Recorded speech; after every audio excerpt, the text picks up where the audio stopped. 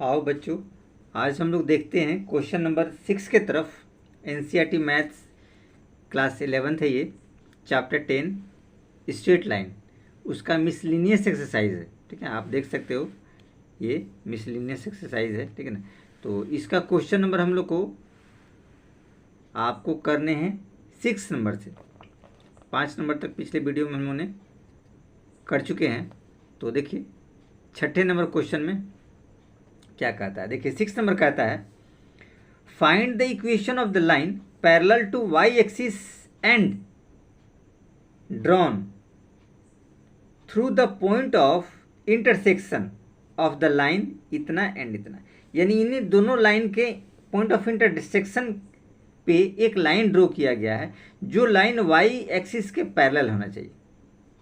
किसके पैरेलल होना चाहिए? वाई एक्सिस के पैरेलल होना चाहिए। ठीक है, यानी अगर हम बात करें तो लाइन आपका कुछ इस तरीक़े से हो सकता है, पॉसिबिलिटी कि आप मान लीजिए आपके पास ये दो लाइनें होगी, एक्स और वाई एक्सिस, दोनों एक्सिस हो गए। ठीक है ना, और आपके पास कुछ लाइन ऐसे आ रहा है, जैसे आपके पास एक लाइन ये ऐसे आया है। ठीक है ना, और सपोज कीजिए कि कोई दूसरा लाइन ऐसे आपको गया, तो ये पॉइंट ऑफ इंटरसेक्शन ये रहा है। ठीक है ना, यानी यहाँ से एक लाइन ड्रॉ होगा,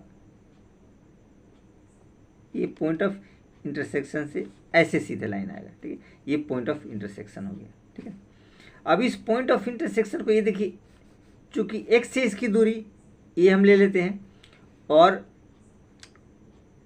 वाई से इसकी जो दूरी है, ठीक है ना, वो हमने बी ले लिया, ये भी इसका पॉइंट्स हमने ले लिया। ठीक है, यानी ये कह सकते हैं एक्स और वाई कोऑर्डिनेट्स हमने इसका ले लिया। ठीक है, ये कुछ विशेष ऐसा नहीं था, थोड़ा सा जानकारी के लिए आपको थोड़ा सा याद रख देते हैं। ये देखिए, ये L2 नाम दीजिए, इस लाइन को नाम आप दे दीजिए L1, दो लाइनें हो। ठीक है, क्योंकि हमको इन सब की ज़रूरत पड़ेगी। ठीक है, चलिए तो अब हम ब्रीफली हम लोग से चलते हैं, थोड़ा डायग्राम तो हम लोगों ने आसानी से इसमें बना दिया। ठीक है, तो ये लाइन आपका ऑलरेडी हम लोगों ने कर दिया। अब देखिए इसमें कुछ कुछ हम लोग को ज़रूरत पड़ सकता है। देखिए पॉइंट्स तो बहुत सारे होंगे, लेकिन इंटरसेक्शन यही वाला पॉइंट्स है जो दोनों लाइन मैच कर रहा है, ध्यान रखिएगा। ठीक है, और ये लाइन क्या है? वाई के पैरेलल भी है। ठीक है ना, लाइन पैरेलल टू आपका वाई एक्सिस। ठीक है, तो ऐसे भी line parallel to y axis रहता है, तो इसका फॉर्मेट की बात करें तो हम लोग x इक्वल टू ए लिख सकते हैं, जहाँ पे ए क्या है? एक कांस्टेंट होता है, फिक्स होता है, यानी कि x का कुछ कोऑर्डिनेट्स होगा और y यहाँ पे 0 होगा। ठीक है ना, तो ये आपका फॉर्मेट रहा है। अब देखिए इन दोनों लाइन को हम लोग थोड़ा सा लिख देते हैं, ताकि आपको बनाने में, हम लोग को बनाने में सहूलियत होगी। देखिए L1 लाइन की बात करते हैं, तो हमारे पास इक्वेशन जो है वो है x minus 7y plus 5 equal to 0। तो नॉर्मल अगर हम लोग चाहें तो इसको इक्वेशन के फॉर्मेट में लिख सकते हैं, तो x minus 7y equal to 5 को आप इधर लीजिए, -5 इक्वेशन 1 हमने इसको नेमिंग कर दिया। अगर L2 की बात करें तो हमारे पास रिजल्ट है 3x plus Y is equal to 0। तो ये इक्वेशन आपके पास क्या हो गया? 2 नंबर इक्वेशन। इस 2 से आप चाहें तो y निकाल सकते हैं, आप इधर लेंगे तो -3x हो जाएगा। अब इस y का मान अगर x में पुट कर दें तो x की वैल्यू प्राप्त हो सकती है। तो आप लिख सकते हैं put y equal to -3x in equation 1 we gate.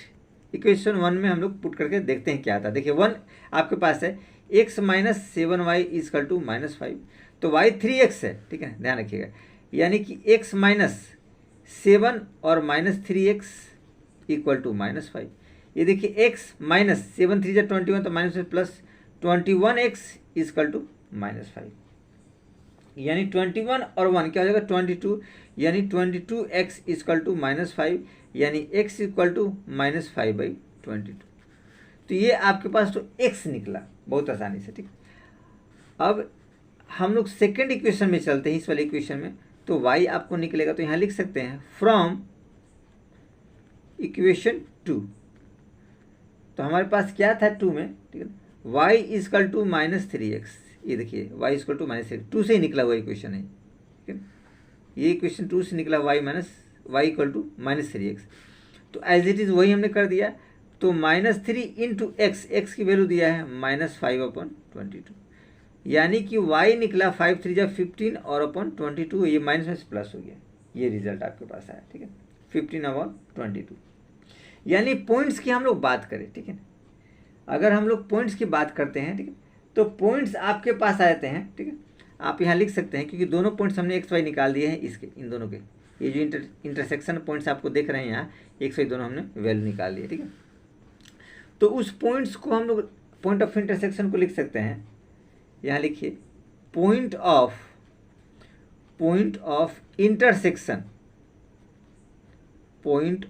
Intersection क्या हो जाएगा, -5/22 एक्स कोऑर्डिनेट से, और y ये हो जाएगा 15/22, तो 15/22 ये हमारे पास पॉइंट्स लगेंगे।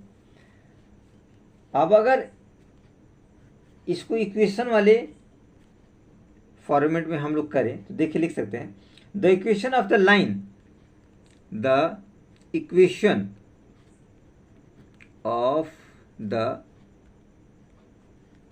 Line, parallel to y axis and passing through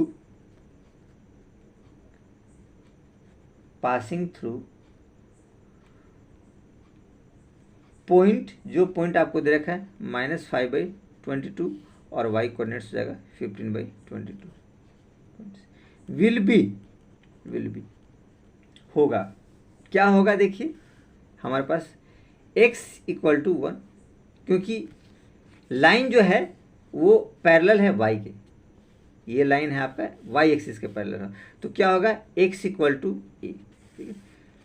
तो ये लाइन हो गया x इक्वल टू a, तब यहाँ हम लोग लिख सकते हैं x इक्वल टू -5/22, क्योंकि x की वैल्यू को हमने पुट कर दिया।